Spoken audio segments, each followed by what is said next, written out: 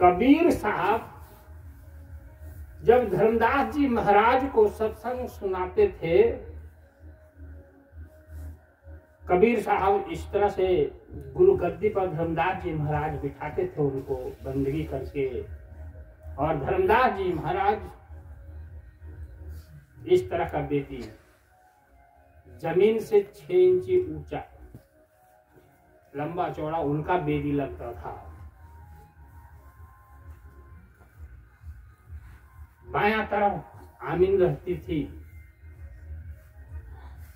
और चारों तरफ सामने ऋषि मुनि रहते थे। भारतवर्ष में कोई ऐसा साधु नहीं होगा उस समय में जो बांधवगढ़ की भूमि पर ना गया हो 10-20 बार। और कुछ लोग जब पहचान लिए कि जुल्हा नहीं है ये,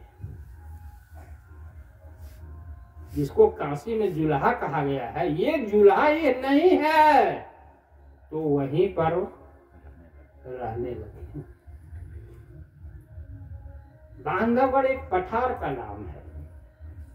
पठार उसको कहते हैं जिसकी ऊंचाई जमीन से लगभग 800-700 मीटर ऊंचा लग रहता है, और वो नुकीला ऐसे नहीं रहता, पहाड़ ऐसे नुकीला रहता है, लेकिन ये ऊपर में चौड़ा रहता है पूरा। वैसा जगह है बांधवगढ़। तो पूरे पठार में झोपड़ी बना लिया था लोग। बड़े बड़े पेड़ थे, बहुत बड़ी बड़ी पेड़ था, जंगल झाड़ी था, उसके बीच बीच पेड़ के नीचे नीचे सब अपना अपना आशियाना बना लिया था, छोटा छोटा, सब वहीं रहते थे। आज पृथ्वी पर मीरा का नाम है, ये लोग सब वहीं रहते थे।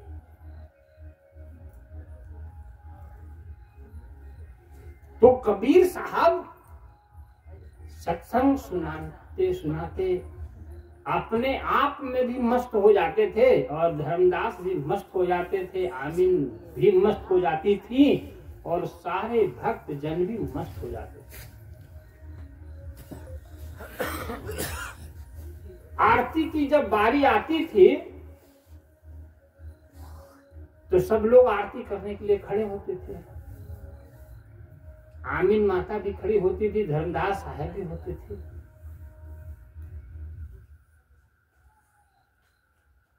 और साहब आसन लगा के बैठ जाते थे या बैठे ही रहते थे पद्मासन में, आंखें बंद रहती थी।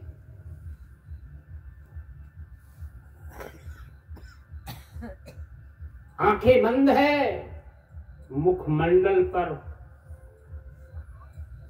मुस्कुराहट आनंद की खूब झलक उतर रही है। आरती गदगद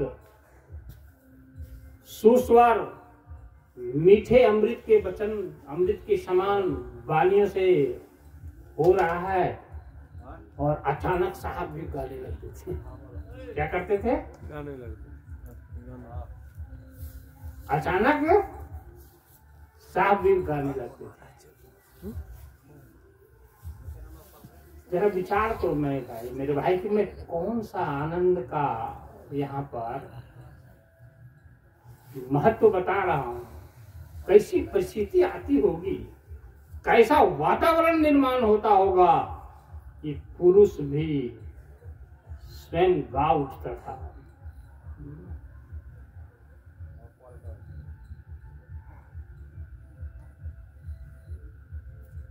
तो मेरे बंधुओं, इसको थोड़ा समझना होगा कि कच्ची भक्ति से ऐसी गहरी भक्ति नहीं समझ पाएगी इतना जल्दी। जब एक दीपक जल रहा है गंगा के सिर पर, तो गंगा के जल के अंदर वो दीपक की ज्योति दिखती है बाहर से। बाहर में तो दिखता है, लेकिन उसका प्रतिबिंब जल के अंदर भी दिखता है। तो वैसे पूरे समुद्र के ऊपर या पूरे गंगा जी के ऊपर चारों तरफ वैसा ही ज्योति प्रतिबिंब जगमगाने लगे। तो ऐसा स्थिति आ जाता था आरती के समय, तो साहब भी गाने लगते स्तुति भजन आरती गाने लगते थे।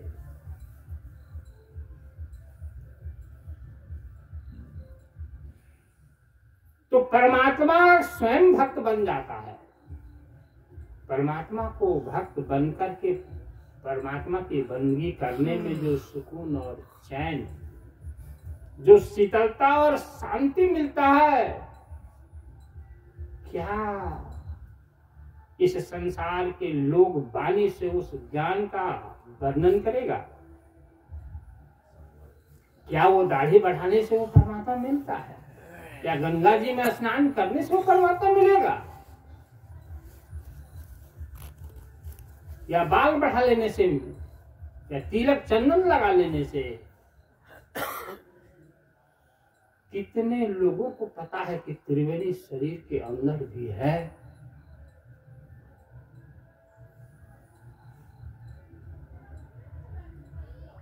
मैंने अभी अभी कहा है कि जल में स्नान करो, गंगा जी में, त्रिवेणी में, प्रयाग में, कहीं भी, हरिद्वार में, नासिक में, उज्जैन में, कहीं भी करो, लेकिन आपका मन में कोई भी परिवर्तन नहीं होता। यदि आप कसाई हो तो आप दयालु नहीं बनते हो स्नान करने के बाद। आप जीवों को मार के उनके शरीरों को खाते हो तो आपको कल से मारने की इच्छा खत्म हो गई, ऐसा स्नान करने के बाद नहीं होता। तो क्या फायदा हो गंगा स्नान करने से? लेकिन मेरे बंधुओं, चोरी करते हो किसी से, किसी का धन, तो स्नान करने के बाद चोरी करने की इच्छा नहीं होती। हज करने वाले लोग हज करके आते हैं, बोलते हैं कि मैं बहुत परम पाक स्थान से आया हूं, प्रतिज्ञा लेकर के। बात तो सही है, लेकिन घर आने के बाद 1 महीना, 2 महीना, 6 महीना के बाद फिर वैसे ही हो जाते हैं वो लोग। सब प्रतिज्ञा टूट जाती है। पुरानी आदतें पूरी की पूरी उसके ऊपर हावी हो जाती है।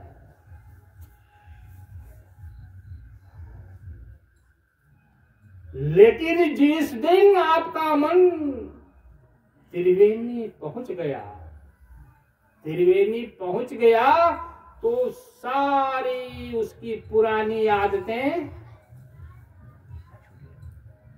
छुड़ाना नहीं पड़ता है, छुड़ाना नहीं पड़ता, छूट जाता है,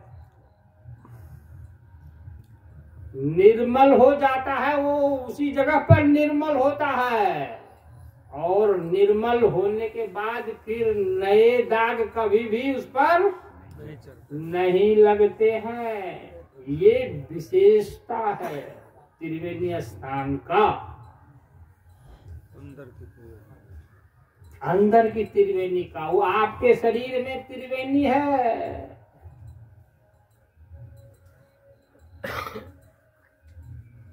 इस साहब कबीर ने कहा, इंगल शोधो पिंगल शोधो, मनुआयापन रोकी के, दशम दुवरिया लगली के बड़िया, खोलो शब्द में जोरी के।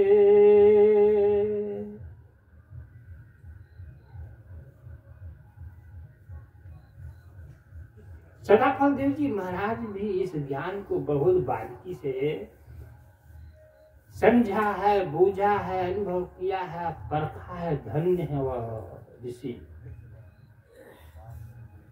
पिंगला पिंगला सुषुमन नारी, संशोधन करु युक्ति विचारी, खुले सुषुमना युक्ति गुरु भेदा, गुरु मूर्ति बस गगन छेदा।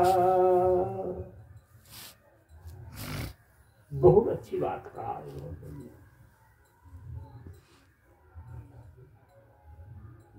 कहा तो है त्रिवेणी तुम्हारे अंदर है, गंगा जमुना सरस्वती तुम्हारे अंदर है। त्रिवेणी संगम बहे निर्मल धारा। लेकिन किताबों में कह दिया, वो तो किताब बन गया। मैं कहता हूं किताबों से यदि ज्ञान होता तो आज संसार की ये दशा नहीं होती। किताब तो एक रास्ता है कि सद्गुरु की ओर बढ़ो, सद्गुरु को चिन्हो, नर रूप में संत पुरुष को पहचानो, खोजो पूरे भूमंडल में कहीं है क्या। यूट्यूब से देखो, आज तो बहुत संसाधन है, सोशल मीडिया पर देखो, कहीं देखो, न्यूज चैनलों में देखो, कहीं तो मिलेगा उसकी कोई वाणी, कोई झांकी, कोई प्रतिबिंब, कोई झलक जरूर मिलेगा वो पुरुष का। पृथ्वी महापुरुष के अभाव को नहीं झेल पाती है। महापुरुष किसी न किसी रूप में किसी कोना में भूमंडल पर रहते ही है।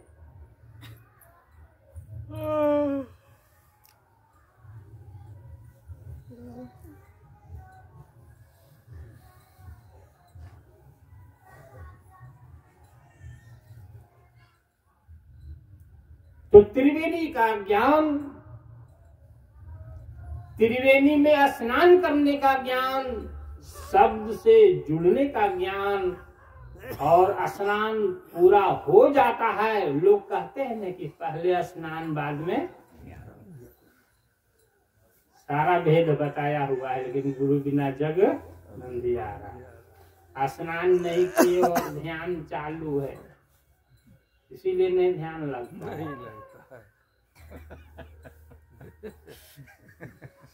कहाँ करोगे स्नान? चापाकल पर? वही समझ लिया सारा संसार। कहाँ करोगे स्नान? गंगा जी में, कुआं पर, अंदर की त्रिवेणी में। अरे मेरे भाई, अंदर में त्रिवेणी है, वहां पर मुर्दा नहीं पहुंच सकता। मुर्दा को जलाकर उसके शरीर को राखड़ बना करके वहां पर नहीं छीटा जा सकता है।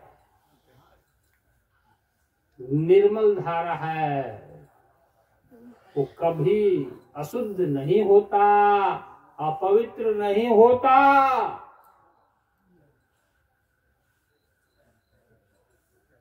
वहां पर स्नान करेगा मन आपका, आपकी जीव करेगा, सूरत करेगी, आत्मा करेगी। अब स्नान कर लिया, स्नान मतलब अब ये पवित्र हो गया। अब ध्यान,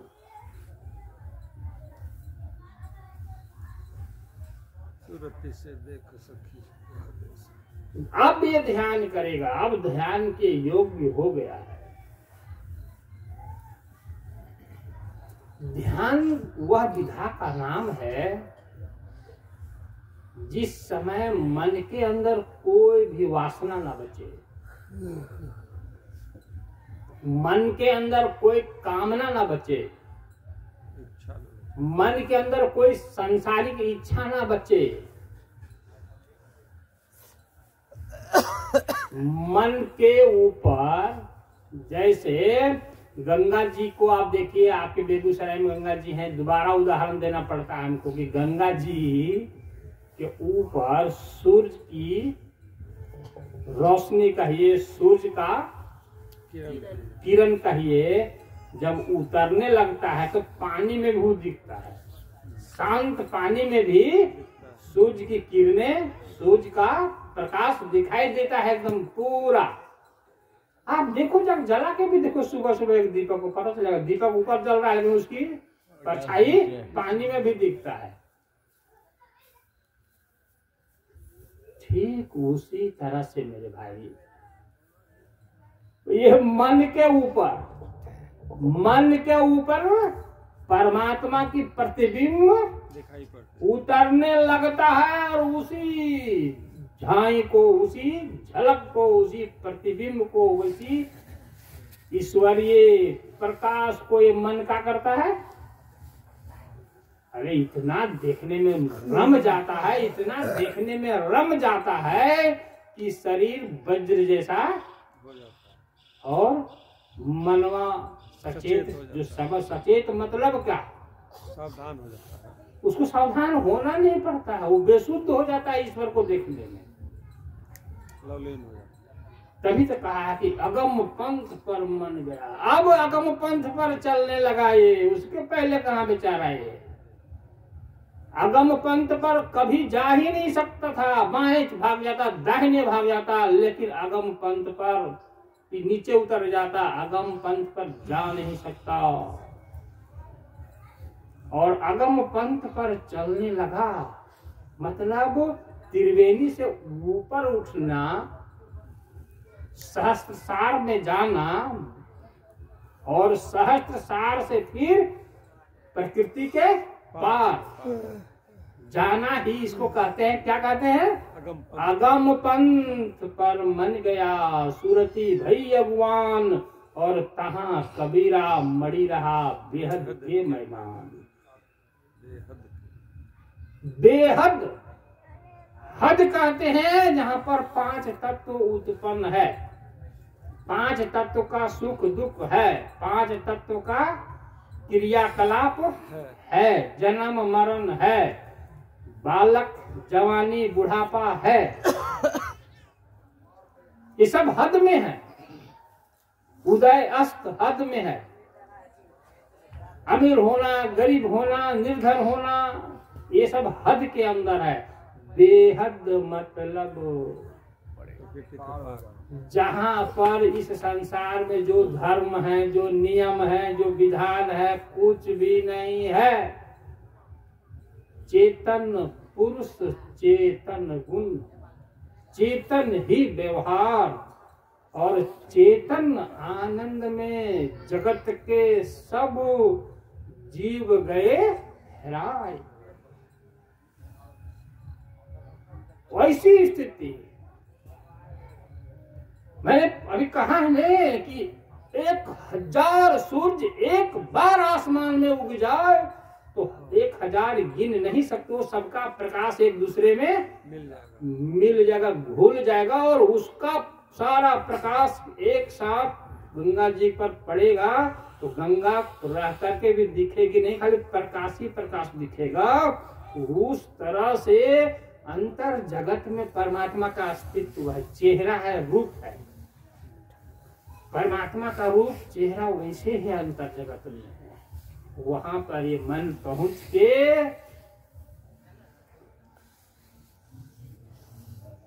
मस्त हो जाता है। मन मस्त हुआ तो क्या बोले। इसी स्थान का भजन है कि मन मस्त हुआ तो क्या बोले। अब क्या बोलूं, अब क्या गीत गाऊं? सब गीत तो यहाँ पर बनावटी है, वाणी से बोलूंगा ना, लेकिन यहाँ पर तो वाणी की ताकत ही नहीं है। जब पा गया, इसका मूल अर्थ है कि जब पा गया, हीरा मिल गया हमको, अब इसको गांठ में बांध के और इसको बार बार हमको खोलना नहीं है बस। क्योंकि इसको कौन समझेगा इस सृष्टि में? हम तो पा गए हैं, लेकिन दूसरा पाया ही नहीं है तो कैसे समझेगा इसको? इसलिए क्यों बार बार खोलूं? तो मेरे भाई, कभी कहीं भी कोई भी तीर्थ करो, कोई भी यात्रा करो, कोई भी पूजा करो, कोई भी इस दुनिया में कुंभ, महाकुंभ, अर्ध कुंभ, कुछ भी नहा लो, उपवास कर लो, दान कर लो, नहीं शक्ति है यह वस्तु को जानने जनाने में, ज्ञान दिलाने में। यह ज्ञान लंबी अवधि में, लंबे समय तक सदगुरु के सत्संग सुनते जाइए, भक्ति करते जाइए, कोई चाह चिंता नहीं, निस्वार्थ भक्ति उनकी करते रहिए, आपकी चेतना शनय शनय मतलब धीरे धीरे होश में आती जाएगी, जागते जाएगी, आप चेतन होते जाओगे। और जैसे जैसे चेतन होते जाओगे आपका अज्ञानता हटने लगेगा, निद्रा टूटने लगेगी, वैसे वैसे आपका विकार अपने आप कम होने लगेगा, खत्म होने लगेगा।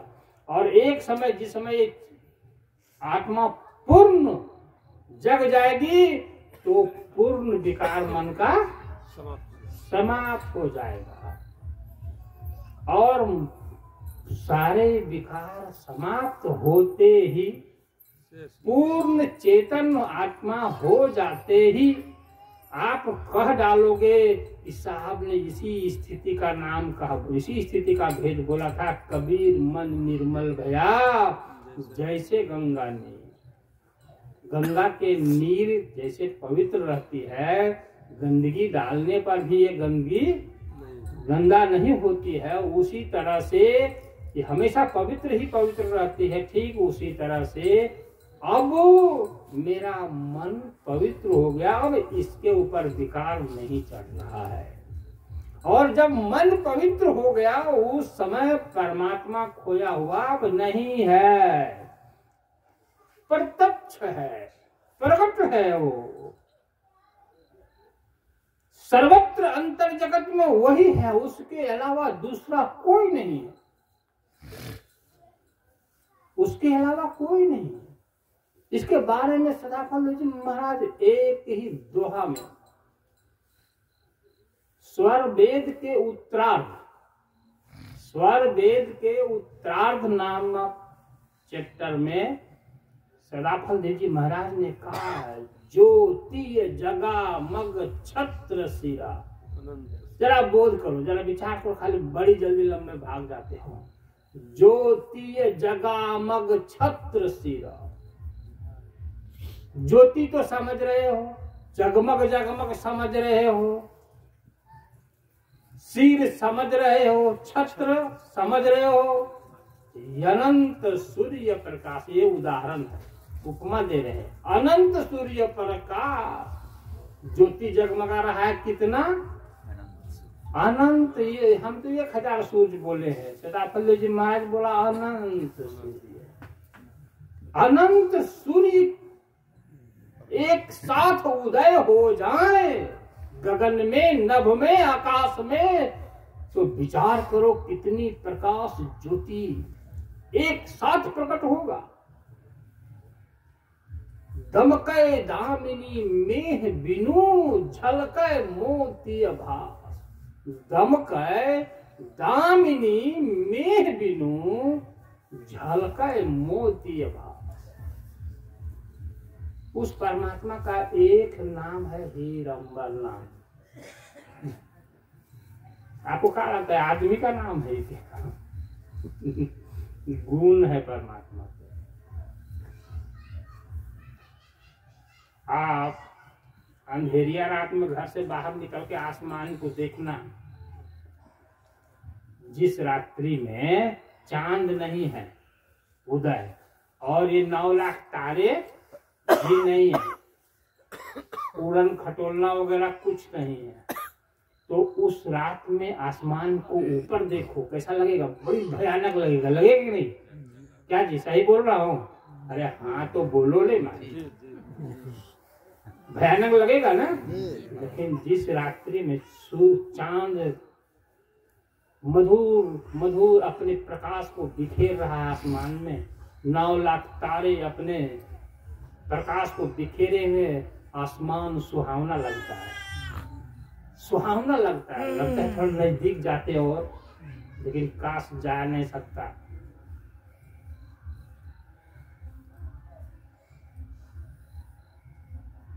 तो सदाफल जी महाराज तो यही तो समझा रहे हैं। दमकै दामिनी मेह बिनु, दामिनी कहते हैं बिजली को। बोल रहे हैं कि बिजली भी उत्पन्न हो रहा है, लेकिन बादल दिख ही नहीं रहा। बारिश भी हो रहा है, लेकिन बादल नहीं दिख रहा है। झलकै मोती भास, झलकै मतलब आभास हो रहा है, दिखाई दे रहा है मोतियों के चमक के जैसा। मेरे हाथ में देखिए ये हीरा है, 9 छोटा छोटा हीरा है। इस पर आपको देखना है तो खोल के ले जाइए और इस पर टॉर्च मारिए। जब टॉर्च मारिएगा ना तो टॉर्च की किरणें उस पर टकराएगी तो उससे भी 9 किरण निकलेगा।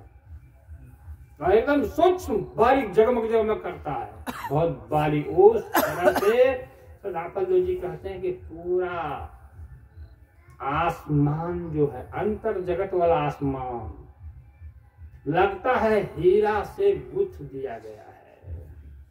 पूरे आसमान में हीरा साट दिया गया, हर जगह सब जगह बैठा दिया गया है। और उसकी ज्योति पूरे आसमान को क्या किए हुए, शोभा बढ़ा दिया, जगमगा दे रहा है। वही मेरा क्या है, पुरुष है, वही हिरंबर नाम साहिब है।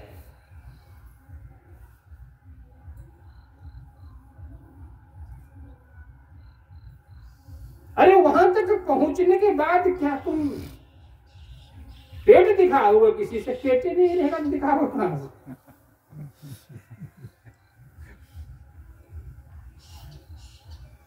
गरीबी बताओगे किसी को? दुखी हो ऐसा कहोगे, रोगी हो ऐसा कहोगे?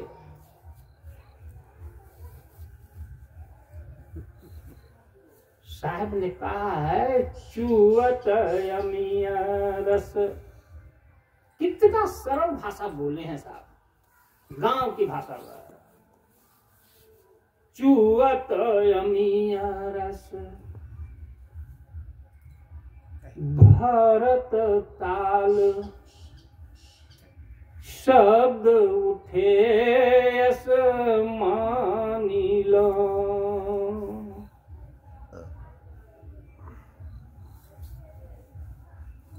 अभी ठंडी का मौसम है। यहाँ कोई तालाब होगा तो सुबह सुबह 5 बजे भोर उठ के तालाब के किनारे जाओ, है ना। तालाब से कुहरा टाइप का ओस टाइप करके उठता हुआ और आसमान की तरफ बढ़ता हुआ दिखाई देगा। और आसमान में तो कुहरा तो रहेगा ही, और दोनों का संगम होता रहेगा। लगेगा कि आसमान से गिर रहा है कुहरा है कि तालाब से कुहरा बन के ऊपर जा रहा है, पता नहीं चलेगा। लगेगा कि ये भी हो सकता है और वो भी हो सकता है। वैसे कह रहे हैं साहब कि भक्त जब भगवान के सामने विराजमान हो जाता है तो आत्मा से ज्योति निकल के परमात्मा को छू रही है। अरे रुकिए न महाराज, आत्मा से ज्योति निकल कर परमात्मा को छू रहा है, छू रही है कि परमात्मा से ज्योति निकल करके आत्मा में गदगद गिर रहा है। इसकी दोनों बात हो रहा है, इसका भाव नहीं रहता है। उस सुख में हेरा जाती है आत्मा। यही कारण है कि मनुष्य आशा करता है देवताओं की, और ये आशा पुराने वाले, मनुष्यों की आशा पुराने वाले देवता भी गरीब ही है। वो अपनी आशा लगाए हुए हैं सतगुरुदेव की। संत आस देवन करे। अरे मैं कहूँ यदि कि ब्रह्मा जी आते हैं, बंदगी करते हैं, बैठने के लिए कहता हूँ तब बैठते हैं, उठने के लिए कहता हूँ तो उठ जाते हैं। बोले भजन करो, विश्वास होगा किसी को? होगा जी। विष्णु जी की कहता हूँ, कहूँ कि विष्णु जी आते हैं सत्संग सुनने के लिए, तो विश्वास होगा? कह गई पागल आदमी कहाँ से आ गया हो? शिव जी आते हैं सत्संग सुनने के लिए, पार्वती जी आते हैं सत्संग सुनने के लिए। इस विद्या दाहिनी हंस वाहिनी बीनेश्वरी माता सरस्वती की पूजा है 2 तारीख की। ये सरस्वती ज्ञान दायिनी है, ज्ञान की देवी है, विद्या की माता है। ये सरस्वती के पास जो भी ज्ञान है वो सदगुरु के चरण को धो धो के पीती है, तब है इसके पास ज्ञान। कि जगत में इसकी कोई पूजा कर रहा है तो सदगुरु से इसको ज्ञान मिलता है, तब ये इसकी पूजा होती है दुनिया में।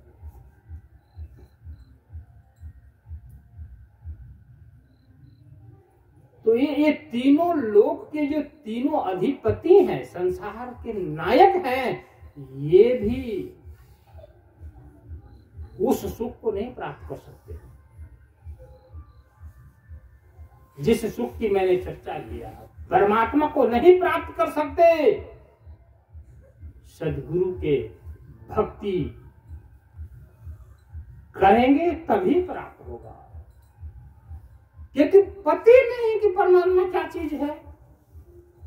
सबको पता है कि परमात्मा गोलोक में है,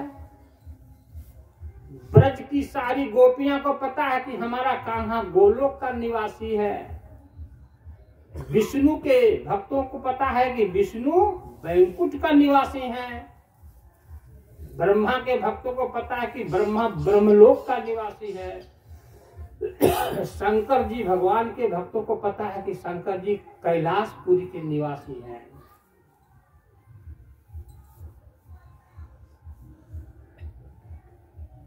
पूरे ब्रह्मांड में कहीं भी ऐसा जगह नहीं है जहां पर गोलोक हो, वैकुंठ हो, स्वर्ग हो, कैलाश पुरी हो, कहीं नहीं।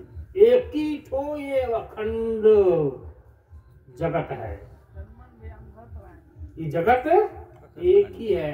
ये कहां से चालू है और कहां अंत है, इसका कोई और छोर नहीं। आपको तो वैज्ञानिक भी बोलने लगे, नासा के वैज्ञानिक, इसरो के वैज्ञानिक बोल रहे हैं कि ये छम ब्रह्मांड का क्या हो रहा है, तो बोलेंगे अरे विस्तार हो रहा है महाराज, ये ब्रह्मांड बढ़ रहा है।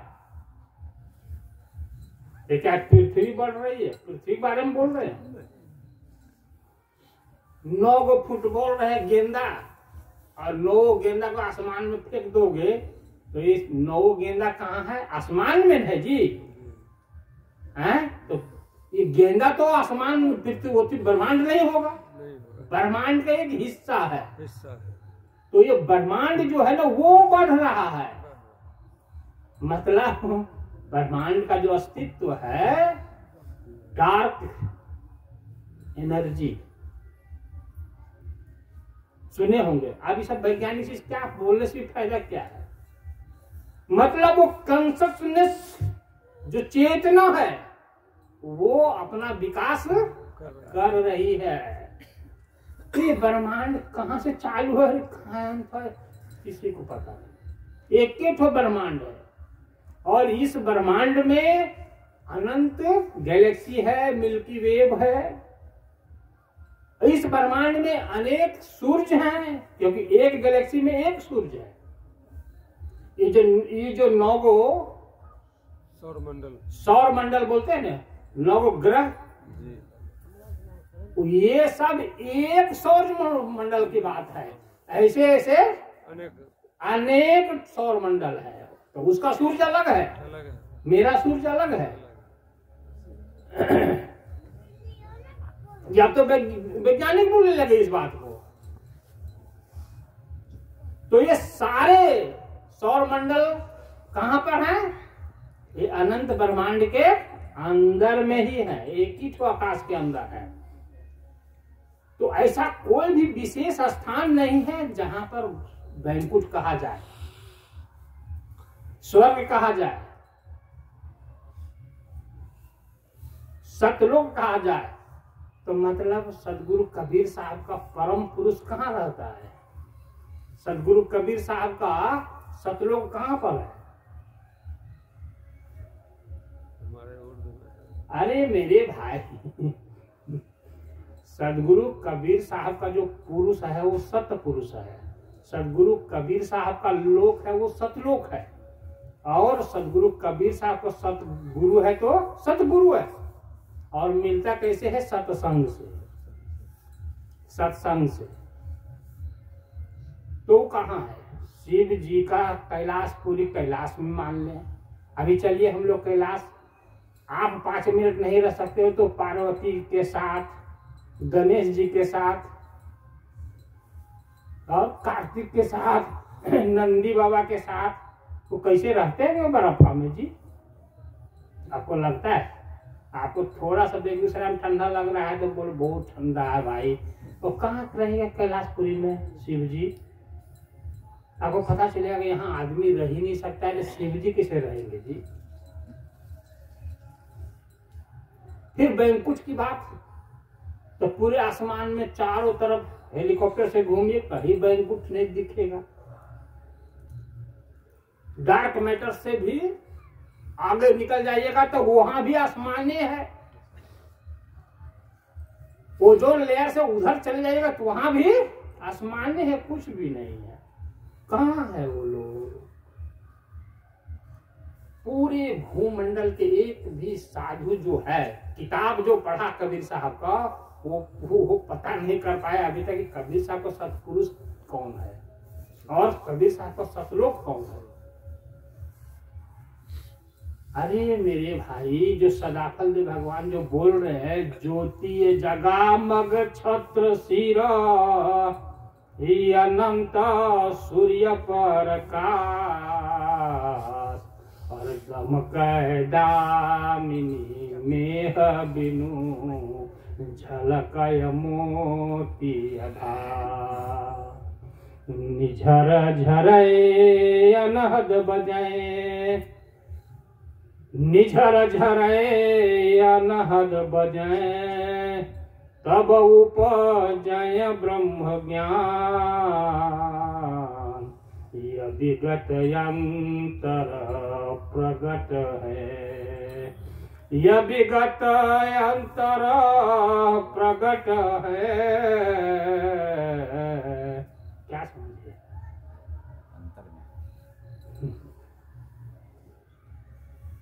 लागा प्रेम निज ध्यान, इसी अभिगत अंतर प्रकट है। साहब क्या बोले? अरे अभिगत धाम से चला आया, काहू भेद मर्म नहीं पाया। मतलब अभिगत अंतर प्रकट है, लगा प्रेम निज ध्यान। इस स्थिति को सतगुरु कबीर ने कहा, यही मेरा सतपुरुष है और यही सतलोक है। जैसे पत्थर में छिपा है क्या? अग्नि, लेकिन युक्ति से प्रकट होता है, मतलब है लेकिन प्रकट युक्ति से होता है। वैसे परमात्मा कहीं है ये नहीं है, स्वर्ग में है ना बैंकुट में, युक्ति से प्रकट। वो क्या होता है? अरे खुदी को कर बुलंद इतना कि हर तकदीर के पहले खुदा बंदे से पूछे, बोल तेरी रजा क्या है। तुम सदगुरु की बंदगी, सदगुरु की सेवा, सदगुरु की सत्संग करो, उनके उपदेशों को बारीकी से पकड़ते जाओ, बारीकी से पकड़ते जाओ, और जब भेद को पाने के लायक हो जाओगे तो भेद पा करके उस परमात्मा को तुम अपने अंदर, जैसे तिल के अंदर तेल छिपा होता है, दूध के अंदर घी, पत्थर के अंदर अग्नि। अरे किरासन तेल में आग दिखाई देता है क्या? ज्योति दिखाई देता है क्या? दिखाई देता है जी? किरासन तेल मुंह में डाल देंगे तो मुंह जलेगा, फिर माचिस मार देंगे तब पता चलेगा इसमें बहुत ही आग है। तरीका से ना आग निकला किरासन तेल के अंदर से, पेट्रोल डीजल से, वैसे परमात्मा सदगुरु की युक्ति से क्या होता है? छिपा है तो उसको प्रकट होना पड़ता है, क्योंकि सदगुरु प्रकट कर रहा है।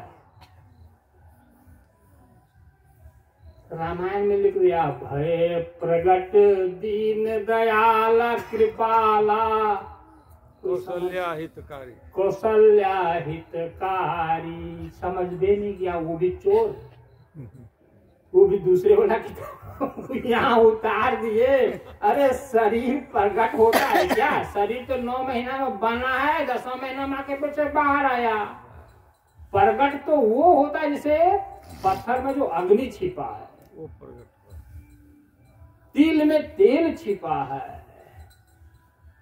तो भय प्रकट दीन दयाला कौशल्या हितकारी मतलब है कि यहाँ वाणी साहब की है, लेकिन इन्होंने अपने से बनाया है इस वाणी को। वो सदगुरु की युक्ति से, सदगुरु को पता है पत्थर में परमात्मा है, लेकिन बिना तरीका के कभी भी वो अग्नि प्रकट नहीं किया जा सकता है। ये वैज्ञानिकों को पता था कि ये पेट्रोल और डीजल में बड़ी ऊर्जा है, बड़ी ऊर्जा है। देखिए कितना टन का गाड़ी है, हम जिस गाड़ी में आए हैं से हैं? ये पूरे गाड़ी को ढो के कौन लाया है? ये डीजल भी लाया है। डीजल जलता है, अंदर में जलाने का व्यवस्था है इंजन के अंदर, और जब जलता है, जलने के बाद ऊर्जा ही इस गाड़ी को चला के लाया।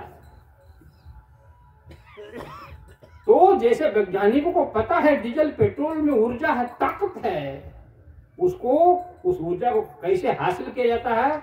हासिल करने के बाद इतना बड़ा ट्रक, इतनी बड़ी गाड़ियां, एरोप्लेन आसमान में देखे उड़ता है कैसे?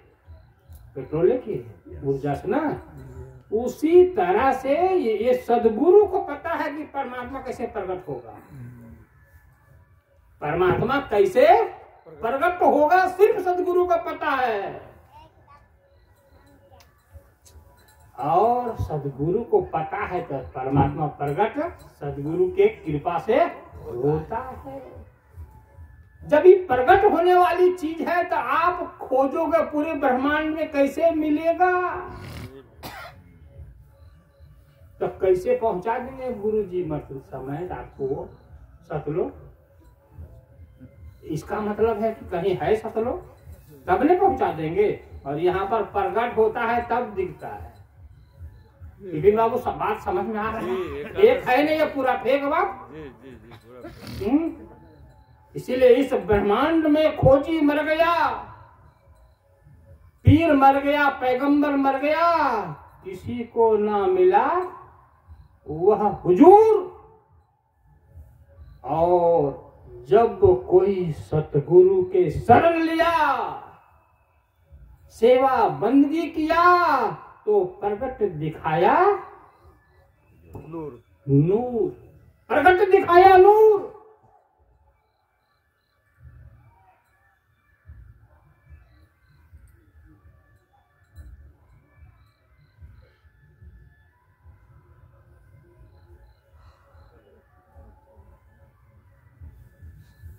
तो मेरे बंधुओं,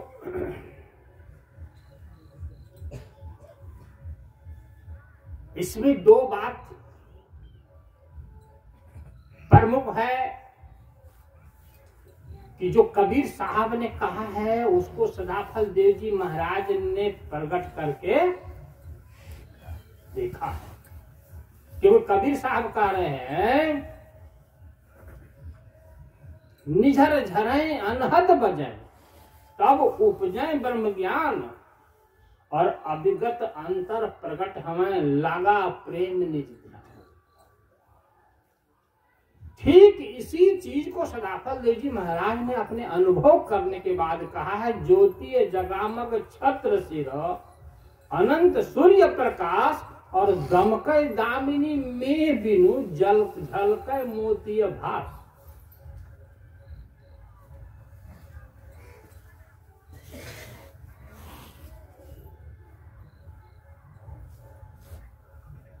कबीर साहब ने कहा कि वह दीन दयाल है, वो आपकी भक्ति से प्रसन्न होकर के, जो ग्रंथों में कहा गया है कि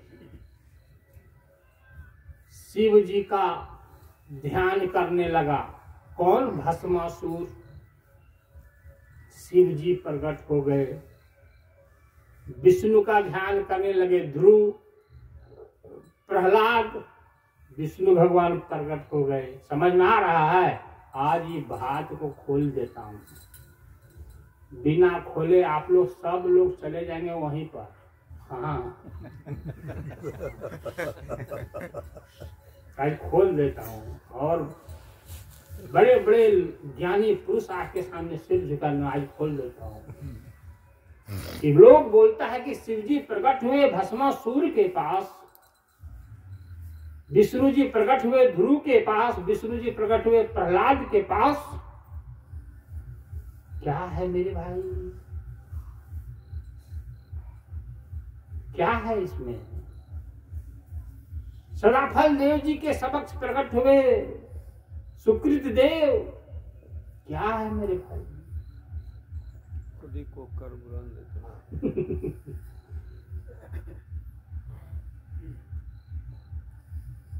वही विस्तार कर लिया आपने। यही सत्य है, यही सत्य है। जब आपकी आत्मा, आत्मा तो शरीर में नहीं है, लेकिन आपको नहीं बोलेंगे तो आपको समझ ही नहीं आएगा। आपकी आत्मा, ये जो करिया शरीर और गोर शरीर है, यहाँ दो ही तरह का शरीर है ना, वो करिया है, कोई गोर है, कोई जवान है, कोई बुढ़ा है, दो ही तरह के लोग हैं ना यहाँ। तो इस शरीर में एक प्रकाश छिपा हुआ है, और किस तरह से छिपा हुआ है? इस तरह से बोलो तो भाई 2 घंटा हो गया बोलते बोलते। पत्थर में जैसे आग छिपा हुआ, वैसे ही शरीर में छिपा हुआ है आत्मा। तिल में तेल होता है कि नहीं? मेहंदी में लाली होती है। मेहंदी में लाली होता है कि नहीं? दिखता है हरा और उसमें है लाल। दिखता है तिल का इतना बड़ा दाना, उसमें तेल। दिखता है पत्थर, उसमें आग।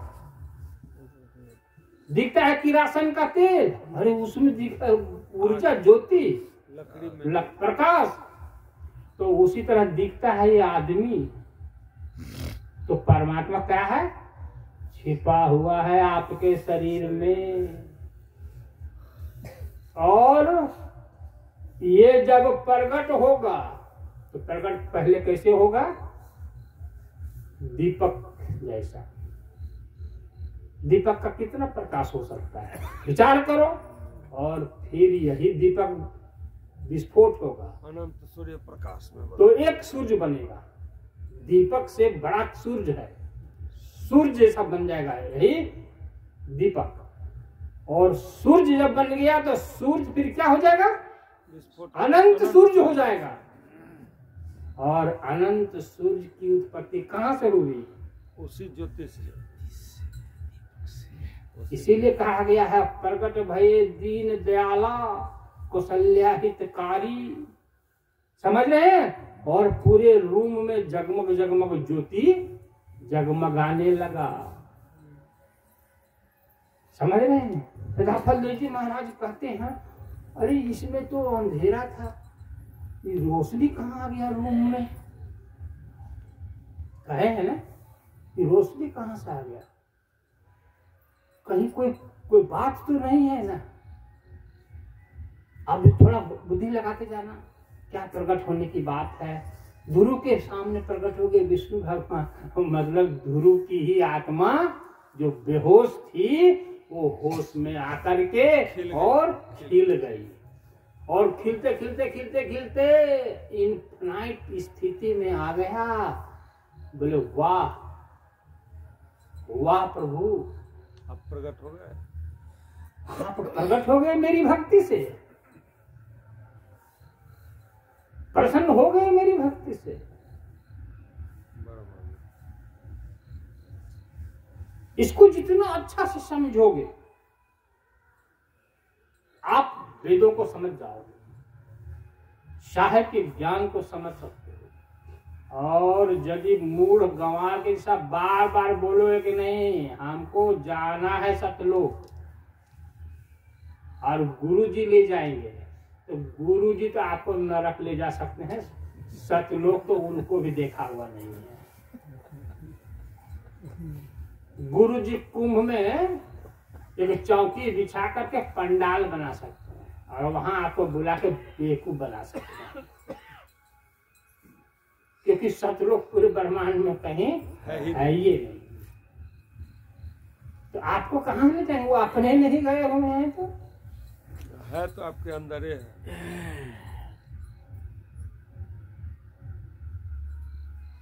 कबीर साहब की वाणी को आप लोगों को सुना देता हूँ टूटी फूटी भाषा में। गुरु बिना जग अंधियारा। इसमें क्या क्या वाणी आता है जी? 7 समुंदर है इसी में, नदियां है, नाला है, 9 लाख तारे है, सूरज है, चांद है, लोक है, परलोक है, सब बोले हीरा है ना। है, मोती है, हीरे है, मोती है, माली है, सिंचनहारा है, सृजनहारा है, सब कुछ तो बोले है। झाड़ है, पहाड़ा, झाड़ है, पहाड़ा है, क्या नहीं बोले। इसको गाता है गायक लोग तो लगेगा कि एकदम मन तो अब साधु हो गया, अब मन तो साधु हो गया, अब कोई असाधु नहीं रहा। गाते गाते एकदम सुनते सुनते गाने वाला भी लगता है साधु हो गया तभी तो नहीं गा रहा है, और सुनने वाला तो कहता है कि मैं तो अब बैरागी हो गया, आगे थोड़ा निकला। तो कोई छमक छलो को महिला दिखी, अरे छमक छलो को पुरुष मिला तो वो उसमें भुला गया ही, इसमें भुला गया, इसका साधुए गिर निकल गया। तो मेरे बंधुओं, ये साहब वही कह रहे हैं, ये जो शरीर है ना मनुष्य का, चाहे स्त्री का शरीर हो या पुरुष का शरीर हो, ये खा के और बीवी के सूरत देख करके बीवी को पास बोलो तुम बड़ी सुंदर हो, और बीवी पति का सूरत देख बोले तुम तो दुनिया में अनूठा हो। ये करने के लिए नहीं मिला है पागलो, नहीं मिला है। ये कितना दिन के लिए बीवी सुंदर रहेगी और बीवी के लिए पति सुंदर रहेगा? कितना दिन के लिए? यही बीवी बोलेगी बुढ़वा के बाद में, बोलेगी कि नहीं जी? और बुढ़वा बोलेगा बुढ़िया। हम बोलना चालू किए बुढ़िया।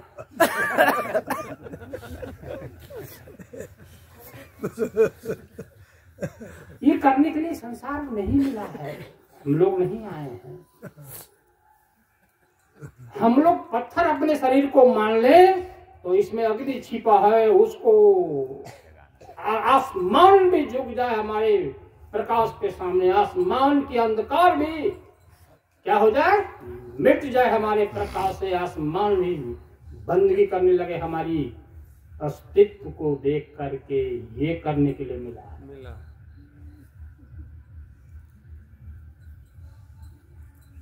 खा के कमा रहे हैं शरीर को, सो के कमा रहे हैं शरीर को।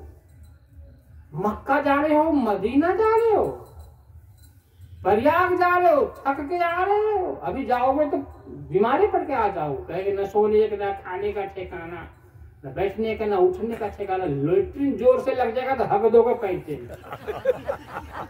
दौड़ते दौड़ते तो जगह ही नहीं मिलेगा जी। मैं प्रैक्टिकल बात बोलता हूँ, हमको लोरी नहीं गाने आता, मेरे को स्पष्ट बात बोलने के लिए आता है। भूख यदि खूब जोर लग जाए, शुगर का पेशेंट हो, शुगर के पेशेंट को जल्दी नहीं खाना पड़ता है तो शुगर बढ़ जाएगा अभी प्रयाग जाने से।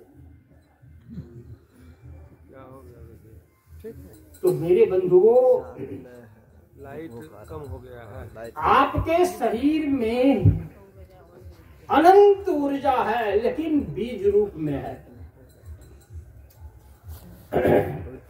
सदगुरु के प्रकाश में ये बीज जो होता है इसे वृक्ष का रूप धारण करता है, और वृक्ष का रूप धारण करके इसमें अनंत फल लगते हैं, और वह फल सुख, शांति, शीतल, तृप्ति, संतुष्ट करता है। इसलिए सब लोग ध्यान रखो कि इसी शरीर से ऐसी ऐसी स्त्रियां हुई हैं जो बड़े बड़े ऋषियों के बीच में जा करके और ऋषियों को अपने सिर झुकाने पर बाध्य कर दी है।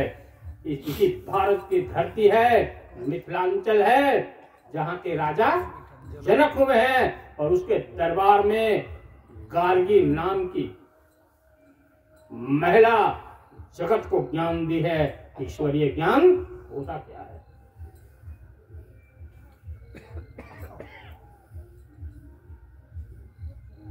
अनुसुईया हुई है, सीता जी हुई है, पार्वती जी हुई है, बिरुला हुई है। स्त्रियों की बात कर रहा हूं, और पुरुष का तो नाम भरा ही पड़ा है वेदों में। ये लोग क्या करके भी इतने महान हुए हैं। ये लोग अपनी आत्मा को बीज से वृक्ष बनाए, एक छोटा सा प्रकाश से अनंत प्रकाश की यात्रा करके विस्तार किए हैं, तो इतने महान हुए हैं मेरे भाई। और हम लोग सोचते हैं कि हम गरीब हैं, हम कमजोर हैं, हम भक्ति नहीं कर सकते हैं। भक्ति के लिए कुछ नियम है क्या? अपने ही अंदर तो आपके मालिक बैठा हुआ है। मैं कई बार सत्संगों में कह चुका हूँ, इधर ध्यान दीजिए, कई बार सत्संगों में कह चुका हूँ कि ये शरीर आपका कौन धो रहा है अभी? ये शरीर को कौन ढो रहा है? आप लोग का जो शरीर है कौन ढो रहा है? आत्मा नहीं ढो रही है जी, है? लेकिन आत्मा इस शरीर से निकल जाएगी तभी शरीर को 4 लोग ढोएगा। अभी अकेले आत्मा ढो लेती है और उस समय 4 लोग ढोएगा, और मोटा तगड़ा आदमी होएगा तो 8 लोग ढोता है। 4 लोग ढोने के बाद थक जाता है, फिर आगे जाकर के 4 लोग दूसरे लोग लेते हैं। पतला दुबला आदमी रहेगा तो उसको 4 ही लोग ले जाएंगे। विचार करो, जो 4 लोग करेंगे, 8 लोग मिलकर करेंगे, वो आत्मा अकेले कर रही है। तो उसी आत्म देव को जगाना है। इसीलिए कहा गया खुदी को कर बुलंद इतना, खुदी मतलब स्वयं को इतना बड़ा करो, इतना विस्तार करो, इतना फैला दो इसको।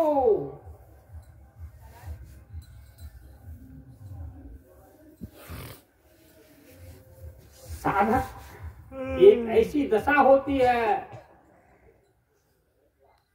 कि मूलाधार नाभि के नीचे जो इंद्री है मल मूत्र त्यागने की, उस इंद्री के पास एक मूलाधार चक्र है। उसी चक्र में शरीर की जो शक्ति है, मूल शक्ति, वहां उसी चक्र में शरीर की जो शक्ति है, मूल शक्ति, वहां पर वही शक्ति जब सिर के अंदर आती है, हृदय को जगाते हुए, नाभि को जगा के हृदय को जगाती है, कंठ को जगाती है और त्रिकुटी को जगाती है, और सिर के अंदर आती है, सिर को जगाती, सिर को प्रकाशित करती है, और उसके बाद सिर से बाहर निकलती है। सिर से बाहर निकलने के बाद आप दिवाली में जैसे अनार को फोड़ते हो, अनार फोड़ते हो, अनार को पहले कहाँ रखते हो? बोतल में, और उसके बारूद वाला जगह जो निकला हुआ रहता पलीता, वहां पर माचिस मारते हो तो वो पकड़ता है आग, तो बारूद जलता है, तो थोड़ा थोड़ा जलता है और ऊपर उड़ जाता है। ऊपर उड़ता है तो ऊपर उड़ने के बाद क्या होता है? विस्फोट हो जाता है पूरा बारूद जल के, और बारूद जल के पूरे आसमान को क्या कर देता है? कई रंगों से भर देता है, जगमगा देता है कुछ पल के लिए।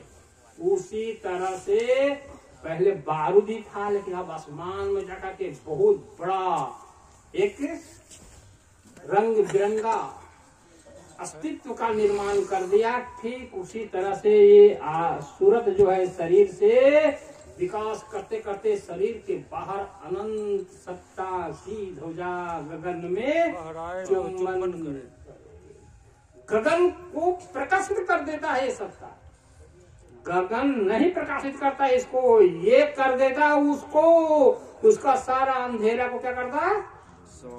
दूर कर देता है। आप साधारण व्यक्ति हो क्या जी?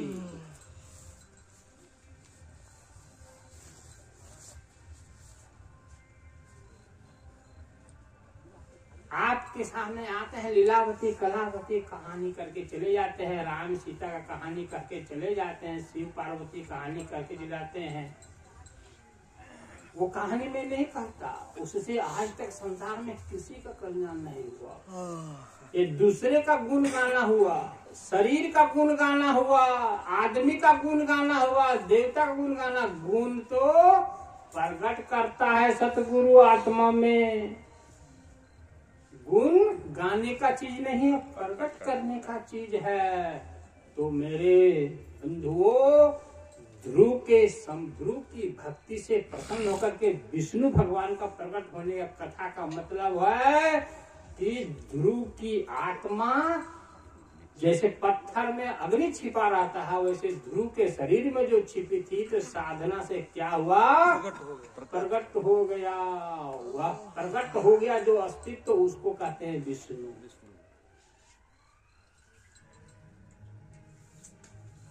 सदाफल देव जी महाराज जो लिखे हैं, ज्योतिय जगामग छत्र सिरा अनंत सूर्य प्रकाश और दमके दामिनी मेह बिना झलके मोती भास। परमात्मा प्रकट हुआ है वहाँ पर। कहते हैं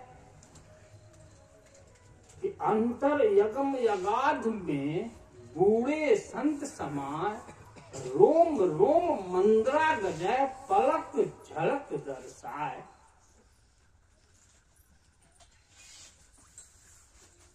ये क्या कह रहे हैं? इस साधना की बात कह रहे हैं।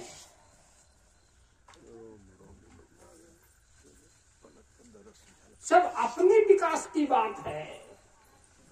कली के जैसा फूल के पेड़ में, कोई फूल का पेड़ है, उस पेड़ की डाली में पहले कली होता है, कोढ़ी होता है, एकदम छोटा सा गुंडी टाइप का है ना जी। और वही फिर कली बन जाता है और वही पूरा खिल के विकसित हो जाता है, लंबा चौड़ा एकदम पूरा फैल जाता है। उसकी सुंदरता भी दिखती है, कोमलता भी दिखता है, और उसके खुशबू भी हवा में मिल के महकने लगता है। वैसे ही साधक साधना करके अपने ही अस्तित्व को, आत्मा को विकास करके विशाल रूप में जाकर के प्रकट कर देता है, और उस विशाल रूप को कहते हैं परमात्मा। आप लोग को इतना जल्दी नहीं विश्वास होगा, क्योंकि पत्थरा को पूछते पूछते बुद्धि भी पत्थर हो गया है जी। बरगद को पूछते पूछते बरगद हो गया है ना बुद्धि। आप लोग तो मुर्दा को भी पूछते हैं, कितना पहले मर गया, भूत पिचास बन के इधर लटक रहा है पेड़ों में, है वो भूतवा को भगवान कहते हैं। तो इतना जल्दी मेरा बात नहीं विश्वास होगा, लेकिन हमारा बात बिना विश्वास किए कभी कल्याण होगा ही नहीं। कोई ब्रह्मांड में नहीं है मेरा बात को बिना माने किसी का कल्याण हुआ है। तो ब्रह्मा जी को नहीं हुआ, शिव जी को नहीं हुआ, विष्णु जी को नहीं हुआ, 9,33,33 करोड़ देवी देवता को नहीं हुआ, तो फिर आप लोगों को कैसे हो जाएगा? ये संभव है क्या? किसी को नहीं हुआ। मार खा के, लतिया के, दुख सह के, गिरते पड़ते, जब तक सदगुरु के शरण में नहीं आएंगे और शरण नहीं लेंगे, कल्याण होगा ही नहीं। कभी किसी का नहीं हुआ। दुनिया में जितनी भी ठोकरें खाओ, जितनी भी दुख सहो, जब दुनिया आपको बेगाना कर देगी, दुनिया आपको दुखों से एकदम भर देगी, तब सदगुरु के शरण में जीव घुसता आया करके। बिना सदगुरु के शरण में आए कभी भी आत्मा का बोध नहीं होगा। आत्मा क्या है नहीं पता चलेगा, कभी भी पता नहीं चलेगा। तीर्थों में, किताबों में, मंदिरों में, मस्जिदों में आप भटकते रहोगे। जन्म मरण से बाहर कभी नहीं हो सकते। अपनी अस्तित्व को बड़ा करते जाना, बड़ा करते जाना, बड़ा करते जाना, और अनंत जब हो जाता है ये अस्तित्व, उस अवस्था का नाम है पिया मिलन। पीवे जैसा हो गई लो न रे की पीवे जैसा हो गए। लाली मेरे लाल की जित देखूं तित लाल, और मेरे लाल की मैंने मेरे परमात्मा की लाली तो जिधर देखता हूँ उधर लाल ही लाल है, लेकिन हम उस लालो लाल को देखने के लिए गया तो मैं भी हो गया लाल।